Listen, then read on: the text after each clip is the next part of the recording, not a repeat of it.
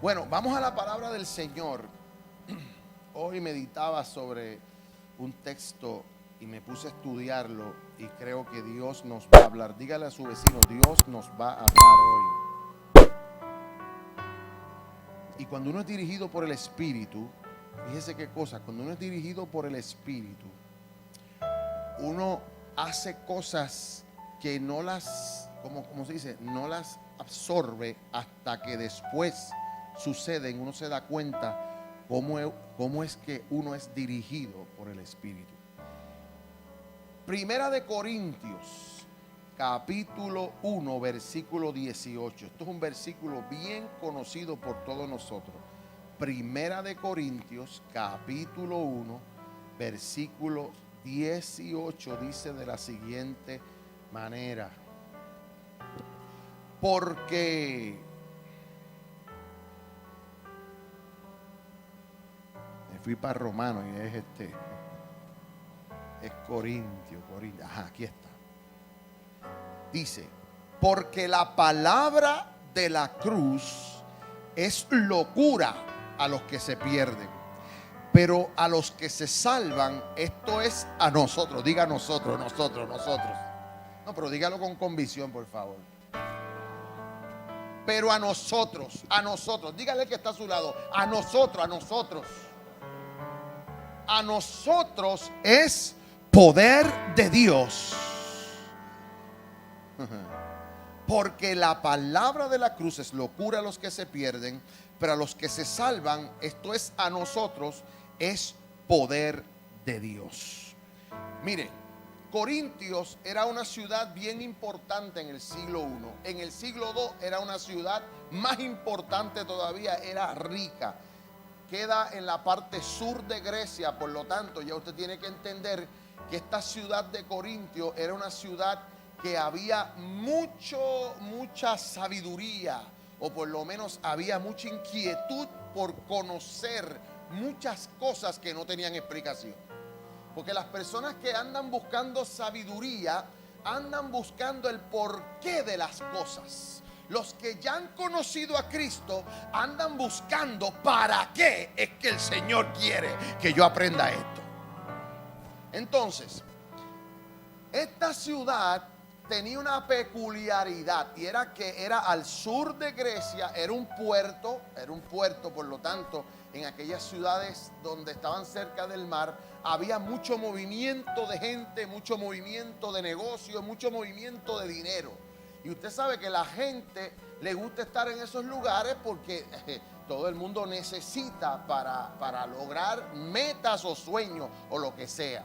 Y el asunto es que este lugar era un lugar que así de próspero era, así de estratégico era, también era un lugar de perdición, porque regularmente donde hay dinero y donde hay mucha abundancia, no tan solo hay lo bueno, sino que hay lo malo también.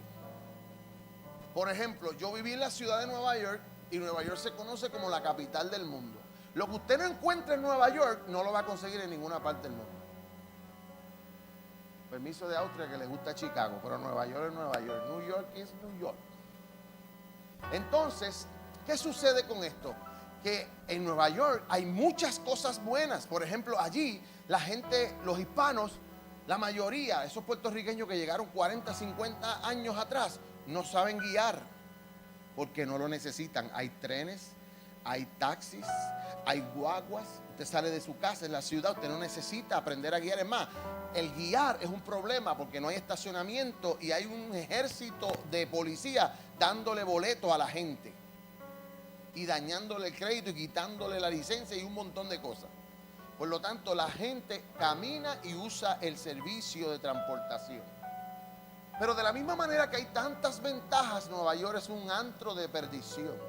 Mire, cuando yo vivía en esa ciudad, yo me acuerdo que yo escuchaba noticias y profetas que decían que Dios iba a destruir Puerto Rico, que venía un terremoto, que si venía un tsunami, que iba a partir la isla en 4 cantos.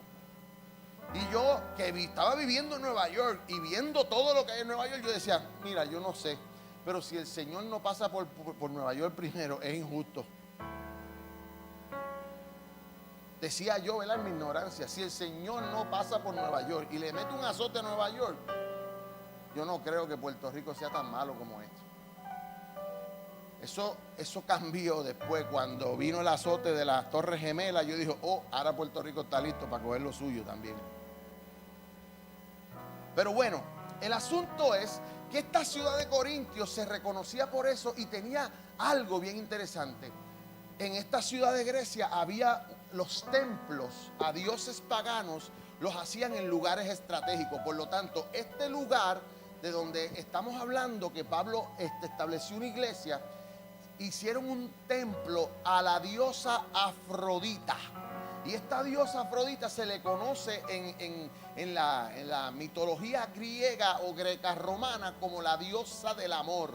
Por lo tanto, en este templo los servicios paganos siempre están ligados al sexo. Y como están ligados al desorden sexual, pues había 1000 prostitutas que eran sacerdotisas, que cuando habían estas fiestas paganas salían y había una orgía tremenda en ese lugar.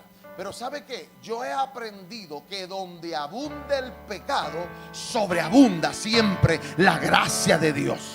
Yo creo que donde más maldad haya, allí es un lugar fértil para que la gracia de Dios se manifieste.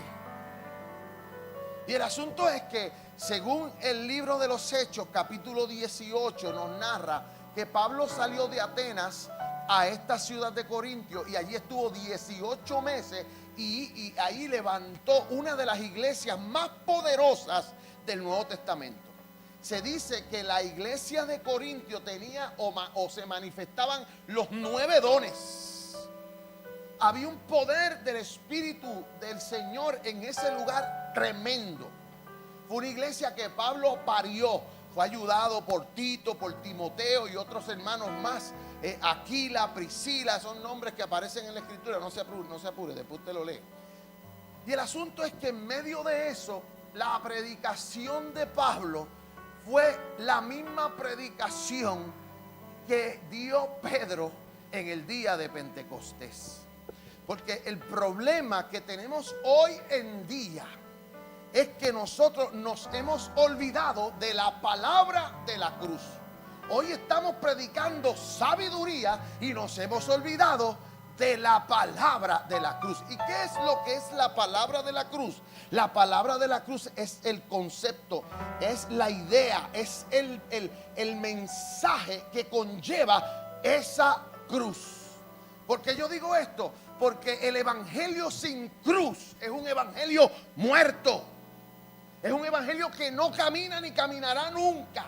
Porque nadie podrá disfrutar de la vida eterna si no choca con la cruz de Cristo. Y la cruz es presentada por Pedro como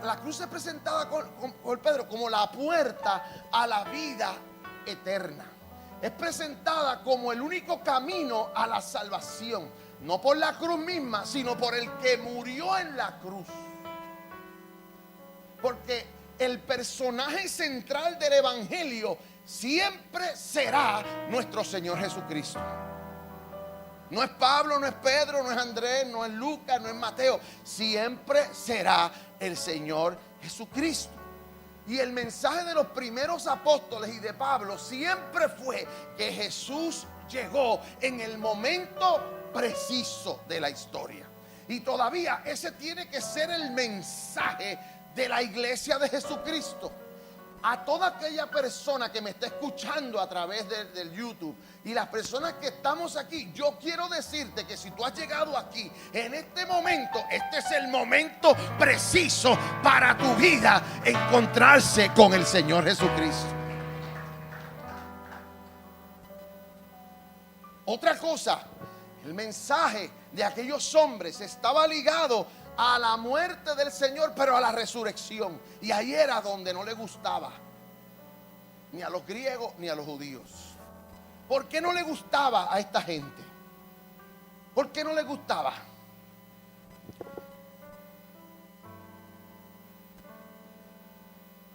Para los judíos era un escándalo hablar de que ese Mesías había ido a la cruz Porque era inaceptable para la religión judía que su Mesías muriese, por dos razones. Primero, la forma que murió, y segundo, porque en el Antiguo Testamento, en la ley de Moisés, estaba establecido que el que fuere colgado en una cruz era maldito. Segundo, había una enseñanza poderosa de Moisés a los judíos, y era la prohibición de sacrificios humanos. Todavía el judaísmo no puede aceptar a Cristo porque no puede ver que el sacrificio de un ser humano sea lo que nos lleve a Dios, cuando Dios lo prohibió y siempre lo ha prohibido. Porque la vida la da Dios y la quita Dios.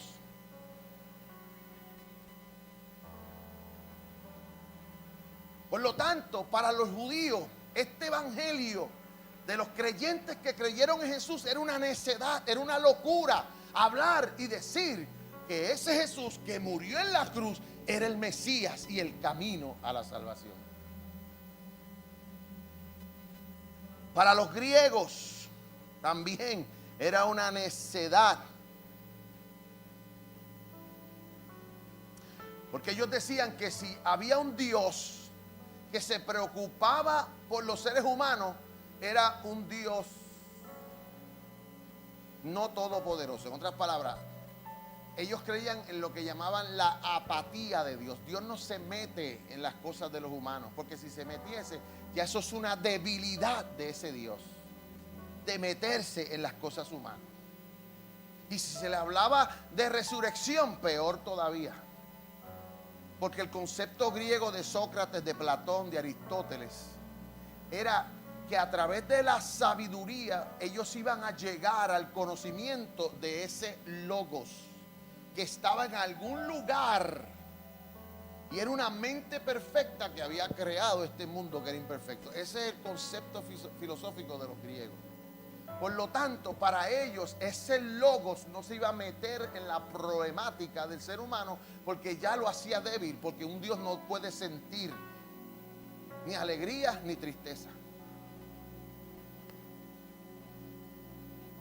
Gloria a Dios por hoy, que ya tenemos 20 siglos entendiendo que el Dios que nosotros le servimos se hizo carne, habitó entre los hombres, y así vimos su gloria como la del único Hijo de Dios.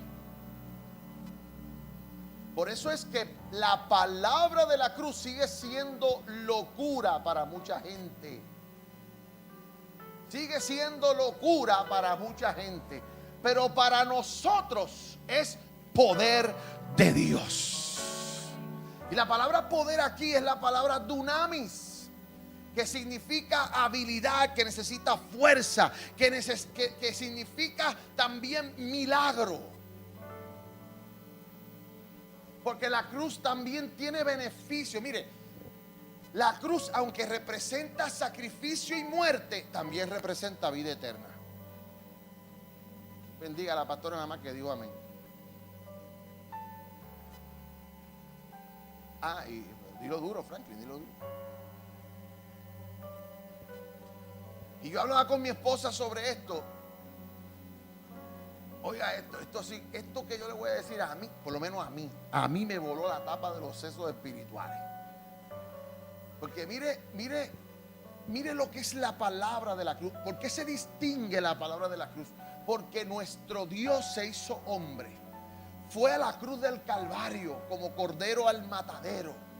Allí dio su vida y derramó su sangre, pero al tercer día resucitó.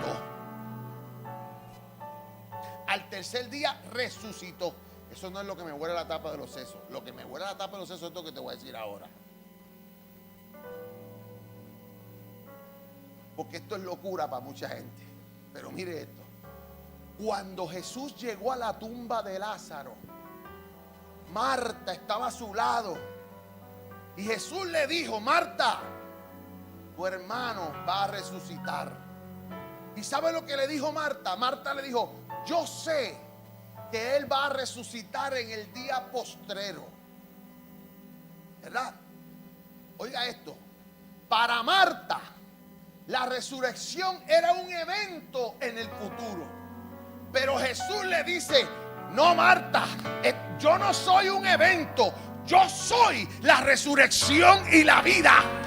Y el que en mí cree, aunque esté muerto. Yo no sé si usted está entendiendo eso. La resurrección y la vida no es un evento, es una persona y se llama Jesús. Yo soy la resurrección y la vida. Y el que cree en mí, aunque esté muerto, está vivo. Por eso yo no creo que cuando uno muere se va a esa tumba hasta el día de... No. El que está muerto y ha creído en Cristo vive en la presencia de Dios. Esa es nuestra esperanza. Esa es la locura de la cruz que a mucha gente lo vuelve loco. Pero para nosotros es poder. Poder. Diga poder. Poder. A través del Espíritu Santo. Esa locura, esa predicación de un hombre que fue a la cruz y ese es el Salvador y murió y resucitó y no está presente, sino que hay que servirle por fe y no por vista. Es una locura para muchos, pero para nosotros es poder de Dios para salvación. Por eso estamos aquí, podemos adorarle libremente. Por eso usted llega a este lugar, yo no sé si usted, pero cuando yo llego a este lugar, de entrar por esa puerta, ya yo siento su presencia. Ya yo estoy a la expectativa de ese poder manifiesto en esta casa. ¿Qué va a ser? Y no depende de que yo lo vea, porque yo no necesito ver para creer. Yo creo. Como dice, yo creo en su palabra. Y yo sé que mi Dios es capaz.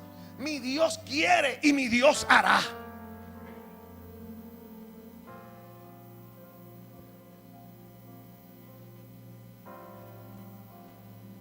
Pero yo me quedo sorprendido porque si nosotros actualizamos esta palabra, hoy la locura no es la cruz, hoy la locura es la lucha por el conocimiento.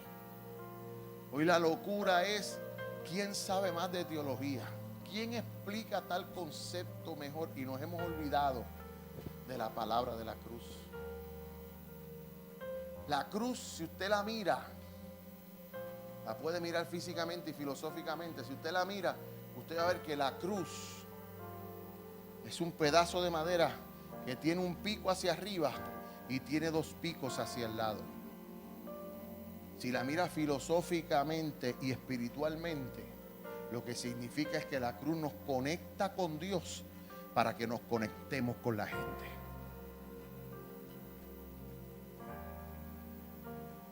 Es lo que nos conecta a Dios para que le sirvamos a Dios, los brazos abiertos hacia la gente. Y con nuestra postura y nuestra manera de predicar y de vivir, lo que hacemos es alejar a la gente.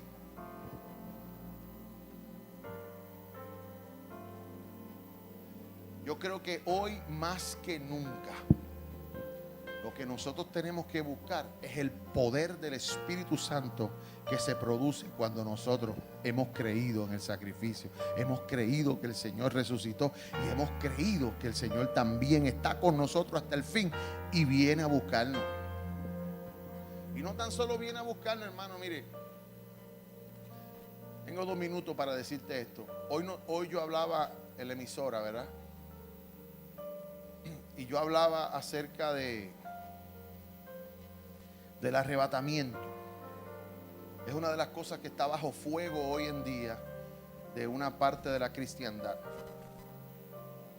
Y mire, yo le voy a ser franco. Yo creo en que hay un rapto de la iglesia, pero también creo que hay un rapto personal, que es la muerte. Y ninguno de nosotros sabe cuándo se va a morir. Y ese día usted va a ser arrebatado, solito, y se va a tener que presentar ante el dador de la vida. Y allí no va a haber loquera que funcione. Allí el Señor lo único que le va a hacer es una sola pregunta: ¿qué tú hiciste con el sacrificio de mi Hijo amado en la cruz del Calvario? Esa es la única pregunta. No te va a llamar a cuenta por lo que hiciste bueno o lo que hiciste malo. Simplemente te va a confrontar con la cruz y el sacrificio de la cruz. Y a Él tú no lo podrás engañar porque Él sabe todas las cosas. Y esto no es de boca, esto es vivencia. Esto es a través de experiencia. Porque si algo tiene la cruz de Cristo es que nos transforma y nos da una nueva criatura. El viejo hombre muere y nace una nueva criatura que mira distinto, que habla distinto, que oye distinto, que camina distinto. Esa es la locura de la palabra de la cruz, la que se convierte en poder de Dios, no tan solo para salvación, sino para sanidad, para provisión, para fortaleza, para habilitarnos para hacer cosas grandes para Dios. Mire, nada más usted tiene que pensar dónde usted estaba ayer y dónde usted está hoy. Póngase a pensar dónde usted estaba ayer y dónde usted está hoy. ¿Qué estaba pasando en su vida ayer y qué está pasando en su vida hoy?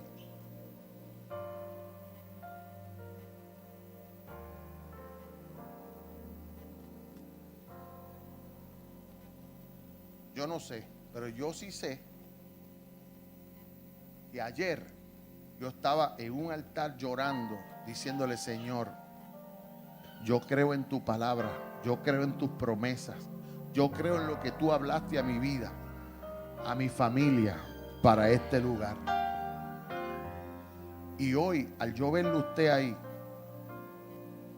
al yo escuchar su alabanza, su adoración, yo no tengo otra cosa que decir que la locura de la predicación de la cruz es poder de Dios para salvar, para cambiar, para transformar, para hacer lo imposible posible.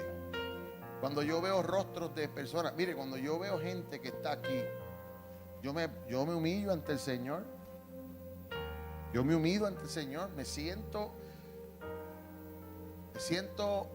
inmerecedor, que es la palabra, de tantas bendiciones que el Señor me ha dado. Todo lo que usted ve aquí ha sido milagroso. Todo es milagroso. Empezando porque aquí en República Dominicana ninguna iglesia le renta a otra iglesia. Y desde que yo salí de Puerto Rico, Dios me puso en el corazón: háblale a fulano de tal, al pastor de esta iglesia. Y esto es lo interesante: cuando él estaba empezando, él quería que yo le diera cobertura y yo no estaba ni en Santo Domingo.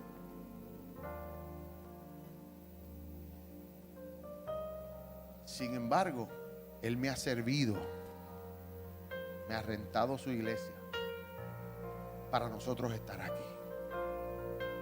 No tan solo nos habilitó este lugar, sino mire la bendición que tenemos, que hoy salimos por cámara, hoy tenemos todas estas facilidades.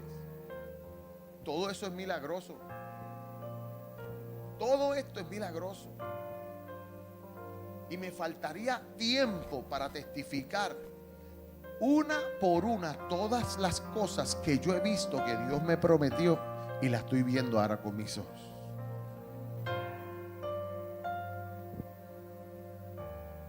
Todo por la locura de la predicación de la cruz, porque hemos creído en el sacrificio de Cristo.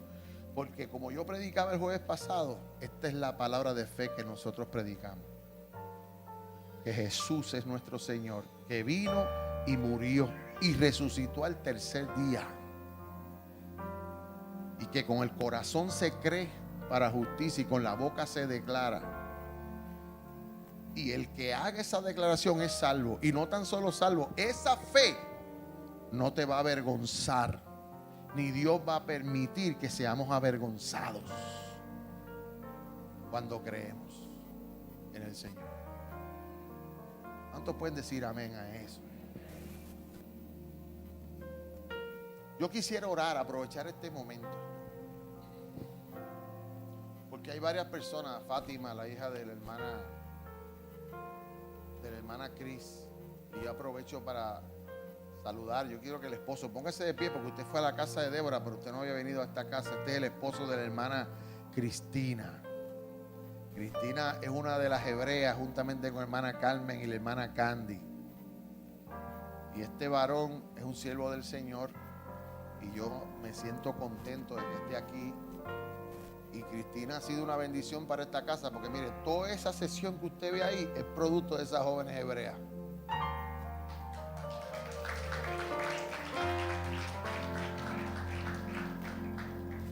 Y para que usted sepa, mire, estamos bien cuidados porque ahí hay 2 coroneles y uno que falta.